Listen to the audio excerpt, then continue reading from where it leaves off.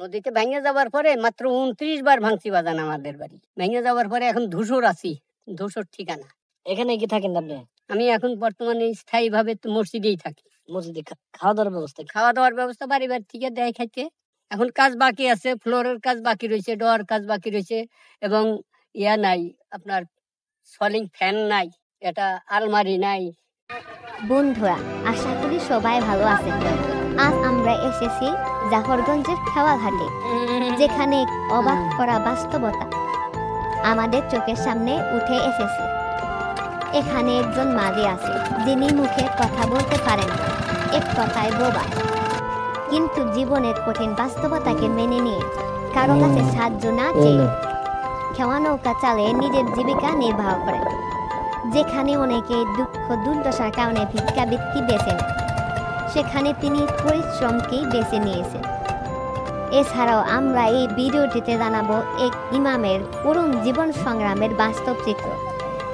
নদী ভাঙ্গনে ২৯ বার ঘর হারিয়েছেন ঠিক, এখন মসজিদে বসবাস করেন। দুবেলা আহারের জন্য অন্যের সাহায্যে চলতে হয় তাকে। কিভাবে তিনি এই কঠিন বাস্তবতার সঙ্গে লড়াই করছেন তা জানতে সম্পূর্ণ ভিডিওটি দেখুন। ভিডিও ভালো লাগলে লাইক করুন, কমেন্ট ও শেয়ার করুন এবং চ্যানেলটি সাবস্ক্রাইব করুন। আমার সামনে যে নৌকাটি দেখতে পাচ্ছেন, এটি হচ্ছে সেই বোবার নৌকা। এখন আমরা এই নৌকায় চড়ে রাহাতপুর চড়ে যাব। জাফরগঞ্জের খেওয়াঘাটে এই মাদি নৌকা চালিয়ে থাকে। তিনি কঠোর পরিশ্রমের এক জীবন্ত উদাহরণ। মুখে কথা বলতে না পারলেও তার ইচ্ছা শক্তি ও পরিশ্রম তাকে সমাজে অন্যদের থেকে আলাদা করেছে। যেখানে অনেকে দুঃখ দুর্দশার কারণে ভিক্ষাবৃত্তির আশ্রয় নেন, সেখানে তিনি দিন রাত পরিশ্রম করে নৌকা চালিয়ে নিজের জীবিকা নির্বাহ করেন। তিনি জন্মগতভাবে বোবা নাকি কোনো দুর্ঘটনার কারণে কথা বলার ক্ষমতা হারিয়েছেন তা স্পষ্ট নয়, তবে তার অক্ষমতাকে কখনোই বাধা হিসেবে দেখেননি। অন্যদের মতো সাহায্যের আশায় না থেকে তিনি নিজের পরিশ্রমের মাধ্যমে অর্থ উপার্জন করেন। খেওয়া নৌকা চালিয়ে গ্রামবাসীদের এপার ওপার পার করে দেন, যা তার জীবিকার প্রধান মাধ্যম। ঝড় বৃষ্টি গরম শীত সব বাধা উপেক্ষা করে তিনি পরিশ্রম করে চলছেন। তার চোখে মুখে ক্লান্তির ছাপ থাকলেও তার কাজের প্রতি নিষ্ঠা ও আত্মসম্মান প্রশংসনীয়। ওয়ালাইকুম আসসালাম রাহমাতুল্লাহ বারাকাতুহু। ভালো আছেন? আলহামদুলিল্লাহ। আপনি আপনি ভালো আছেন? হ্যাঁ, আল্লাহ পাক অনেক ভালো আছে, আলহামদুলিল্লাহ। আপনার এই চট্টার নাম কি? এটা জোতকাশি, জোতকাশি, রাহাতপুর জোতকাশি। জোতকাশি। জি আপনি কি এই মসজিদের ইমাম? জি, আমি এই মসজিদের ইমাম। কতদিন যাবত এই হয়েছেন মসজিদে? মোটামুটি ২.৫ মাস। ২.৫ মাস। জি। এই মসজিদে কি কি কাজ বাকি আছে? এখন কাজ বাকি আছে, ফ্লোরের কাজ বাকি রয়েছে, ডোয়ার কাজ বাকি রয়েছে, এবং ইয়া নাই আপনার সলিং ফ্যান নাই, এটা আলমারি নাই, এগুলো বিশেষ প্রয়োজন। নামাজের আজান পড়ার পর কিরকম মুসল্লি আসে এখানে? মুসল্লি সীমিত, অল্প হয় আর কি। এখানে মানুষ মানে সব নতুন মসজিদ, মানুষকে বুঝাইতেছি, আস্তে আস্তে ইনশাল্লাহ মানুষ হবে ইনশাল্লাহ। আপনার বেতন ধরছে কত? বেতনও সীমিত বেতন, আমি বুড়া মানুষ, এই আছি আর কি। ৬,০০০ টাকা ধরছে আর কি। আপনার দেশের বাড়ি কোন জায়গায়? দেশের বাড়ি এখানেই, এই জায়গাতেই আমার জন্মস্থান ছিল। নদীতে ভেঙে যাওয়ার পরে মাত্র ২৯ বার ভাঙছি বাজান আমাদের বাড়ি। ভেঙে যাওয়ার পরে এখন ধূসর আছি, ধূসর ঠিকানা। এখানে কি থাকেন আপনি? আমি এখন বর্তমানে স্থায়ীভাবে তো মসজিদেই থাকি। মসজিদে খাওয়া দাওয়ার ব্যবস্থা? খাওয়া দাওয়ার ব্যবস্থা বাড়ি থেকে দেয় খাইতে। বাড়ি থেকে? জি। চরের মানুষগুলো খুবই ভালো, আন্তরিক আছে? হ্যাঁ, মোটামুটি ভালো ইনশাল্লাহ, ভালোই। আর এখানে তো কোনো সমস্যা না? না, থাকার জন্য বা খাওয়ার জন্য কোনো সমস্যা নাই। তাছাড়া এখানে যে অন্যান্য কোনো ব্যাপারে যে চলাফেরা, চাল চলন, আচার আচরণ, কোনো দিকেই সমস্যা নাই। সমস্যা নেই। আর এখানে না না না, ওই চোর বলতে এখন আপাতত এই চরের থেকে সম্পূর্ণ ক্লিয়ার হয়ে গেছে। আপনার মোবাইল নাম্বার আছে? আছে। একটু বলেন তো দেখি। 01757410418। আপনার নামটা কি? মোহাম্মদ আমজাদ হোসেন। আমজাদ হোসেন। আপনার এই মসজিদে কি কি কাজ বাকি আছে একটু বলুন আবার। এখন মসজিদে ফ্লোরের কাজ বাকি রয়েছে, তারপরে আপনার অজুখানা বাকি রয়ে গেছে। টয়লেট যদিও যেভাবে আছে টয়লেট চলে, তবে প্রসাবখানা নাই, প্রসাবখানার বিশেষ প্রয়োজন। তাছাড়া মসজিদের ভিতরে একটা আলমারির বিশেষ প্রয়োজন, এগুলো নাই। সলিং ফ্যান নাই। বন্ধুরা, এই হুজুরের কথা তো শুনলেন। যদি কোনো বিত্তবান বা দানবীর লোক থাকেন, এই হুজুরের নাম্বার দেওয়া হলো। এই হুজুরের সাথে কথা বলে যদি কোনো দান দিতে চান বা আল্লাহর রাস্তায় দান করতে চান, করতে পারবেন। আর এই চরটা হচ্ছে মানিকগঞ্জ জেলা, শিবালয় থানা, দৌলতপুর থানা, জোতকাশী রাহাতপুর।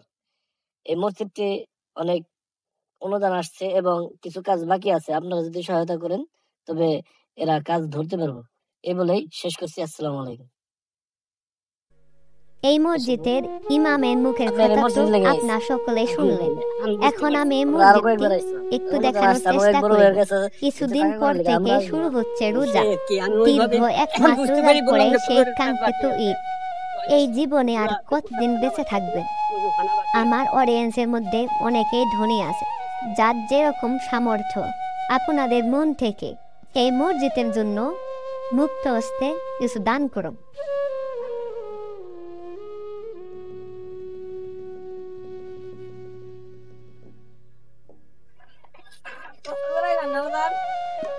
দেখেন পরিস্থিতি।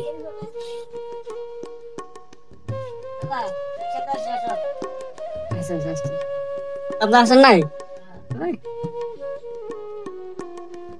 বাংলাদেশের চরের মানুষের দুঃখে কষ্টের বাস্তব চিত্র, মাটির মানুষের জীবন যেখানে প্রতিদিনই যুদ্ধ, বাংলাদেশের গ্রামীণ জীবনে কঠিন বাস্তবতা। এই ভিডিওতে আপনাকে স্বাগতম। আজ আমরা বাংলাদেশের মানিকগঞ্জ জেলা শিবালয় থানা চরের মানুষের জীবনের এক বাস্তব চিত্র নিয়ে হাজির হয়েছি। এখানকার মানুষদের জীবনযাত্রা, তাদের সংগ্রাম এবং প্রতিদিনের লড়াইয়ের বাস্তব চিত্র আপনাকে নাড়া দেবে। চরের মানুষের প্রধান জীবিকা হলো কৃষিকাজ, মৎস্য শিকার এবং গরুর খামার। কিন্তু প্রকৃতির বিরূপ পরিস্থিতি, বন্যা, নদী ভাঙন এবং অর্থনৈতিক সংকট তাদের জীবনকে আরো বেশি কঠিন করে তোলে। মাটির সঙ্গে তাদের সম্পর্ক খুবই গভীর, কিন্তু এই মাটি কখনো কখনো তাদের জন্য অভিশাপ হয়ে দাঁড়ায়। এই ভিডিওতে দেখতে পারবেন চরের মানুষের কৃষিকাজের সংগ্রাম, মৎস্য শিকারের জন্য নদীর মধ্যে তাদের ঝুঁকিপূর্ণ জীবন, গরুর খামার নিয়ে তাদের স্বপ্ন ও বাস্তবতা, প্রকৃতির সাথে যুদ্ধ করে বেঁচে থাকার লড়াই এবং আরও তাদের জীবনের নানা সংগ্রাম জানতে চোখ রাখুন আমাদের এই ভিডিওটিতে।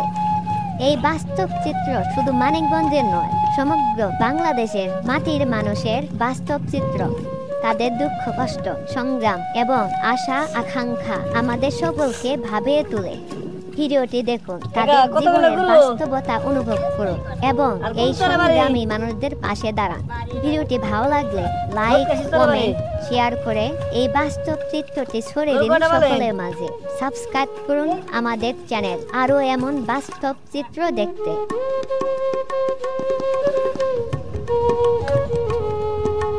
শেষ হয়ে গেছে রে।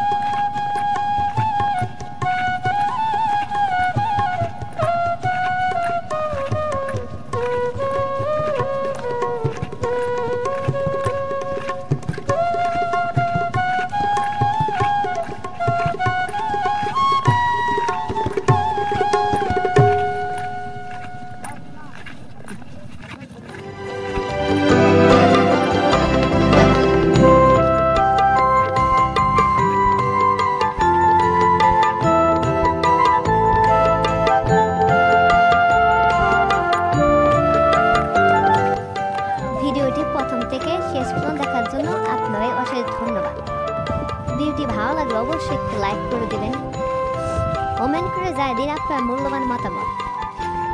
চ্যানেলটিতে নতুন হয়ে থাকলে সাবস্ক্রাইব করে নোটিফিকেশন বেল বাজাতে একদমই ভুলবেন না।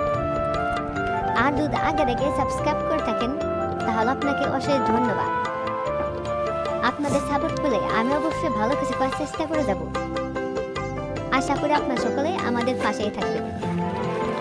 আমাদের পরবর্তী ভিডিও খুব শীঘ্রই আপলোড করা হবে।